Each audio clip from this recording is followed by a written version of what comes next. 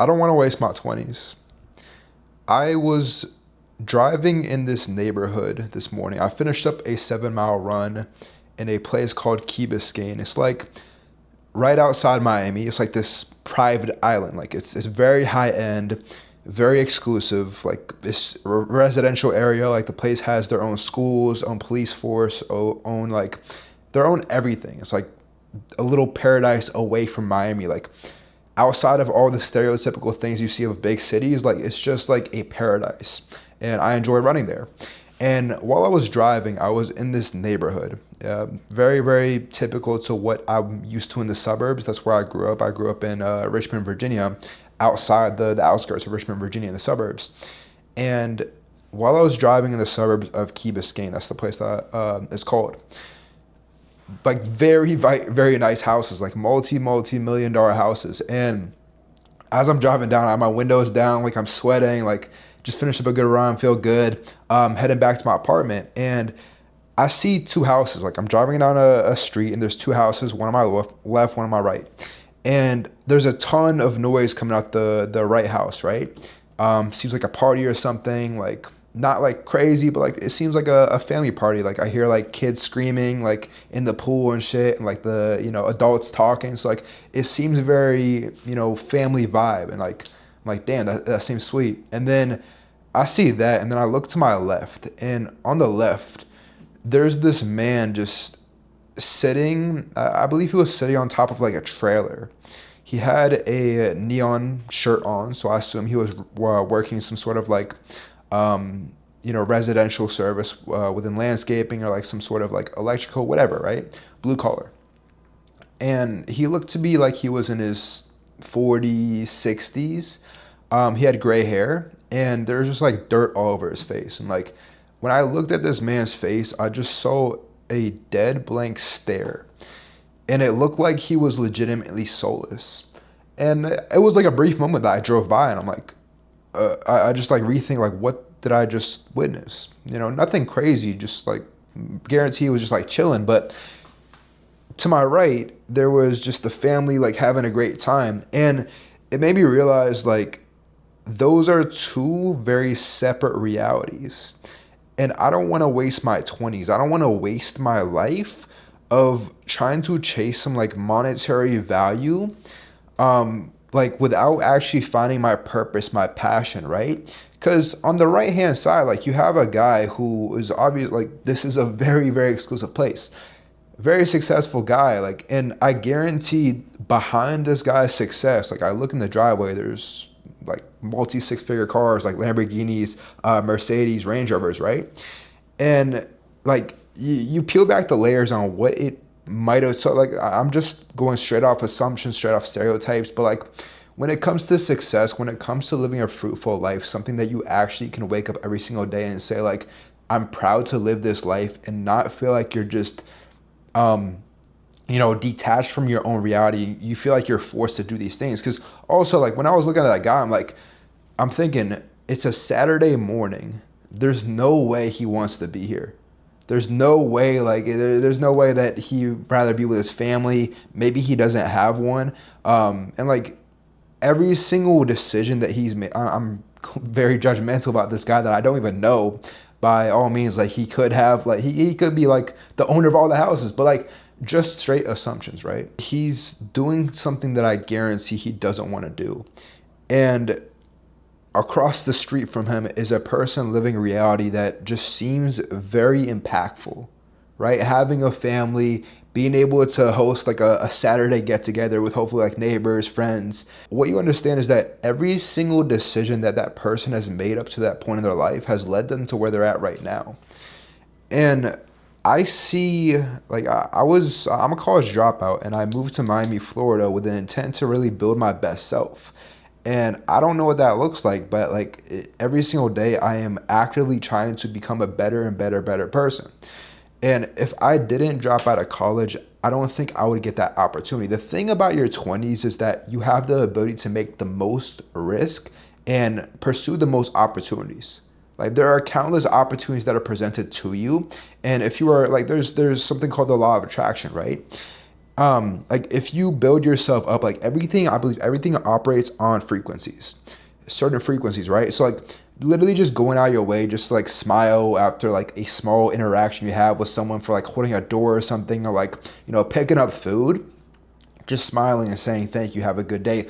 It's not as much like a verbal interaction, but an energy transfer. Humans sense energy, and depending on what frequency you are at is, the ability that opportunities can kind of attract themselves to you. That is the law of attraction, kind of like how I interpret it on a very surface level explanation. But, if you were constantly operating on a lower frequency, like that dead blank stare that I saw on that man's face, that blue collar worker, it just looks like he's not doing what he actually wants to do. And like, I'll be damned if I go, like if I spend my time, because time is very, very finite.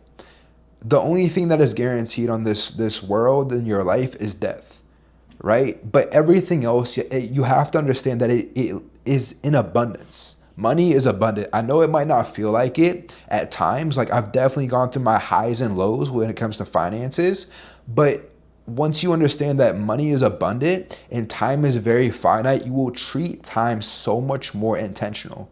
You will treat how you spend your actions so much more intentional, and realize that you do have the chance to take as many opportunities as you want. And my interpretation of like what it might have took for that guy to have the house, right? Have all the cars, like not just the materialism, right? Because I think materialism is just vanity. Like it's an empty metric that you feel drawn towards because it gives you some sort of like status symbol.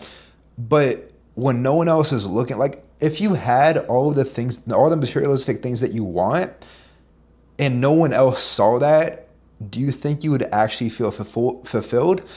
What you desire is not materialism. You desire status, you desire fame, you desire the feeling of importance. That's what materialism gives off. And if you don't have the attention, if you don't have the eyeballs looking at those materialistic things, then it's just vanity. So it's a really good realization that I had, especially when I moved to Miami, because like living in isolation, it really teaches you a lot about yourself, teaches you a lot about your insecurities, about your weaknesses. And I realized that I was just chasing the materialism, and I had no one else to look at like the things that I was doing, like, being in a high-rise apartment. I'm like, you know what? I don't have anyone to share this experience with. This is not as good as I thought. And I realized that I was missing like the biggest thing is just having an impact on a human to human connection. That's what I value. I value impact. I value being able to connect with others, right? I think that's what any human, like, especially with AI, and I know I'm like switching to different topics here, but like, especially with AI as well, like you still, like, even if you like know that AI can give you a better answer than your friend can when it comes to like, maybe, you need some advice on like a certain move you want to make within your business, or like you need some like certain advice for like how you're lifting the gym, right? I guarantee AI can give you a better answer, but you still go to your friend because there's a human interaction. On a subconscious level, maybe you want to make it seem like you're more seen, right? You're more important, right? Or like you want your friend to see like you're actually moving towards your goals and actually going to the gym. And who knows, like maybe that's going to leave a butterfly effect where your boy sees you're in the gym and like all of a sudden you got a gym partner now, right? Just the little things that AI cannot replace. And going back to like my main point, right? Like I will feel so unfulfilled and so empty if I don't at least try in my 20s. If I don't at least try. And what I see from that man who has the family, who has the connections, who has, the byproduct of his success is all of the materialistic items, the house, the location, the cars, right?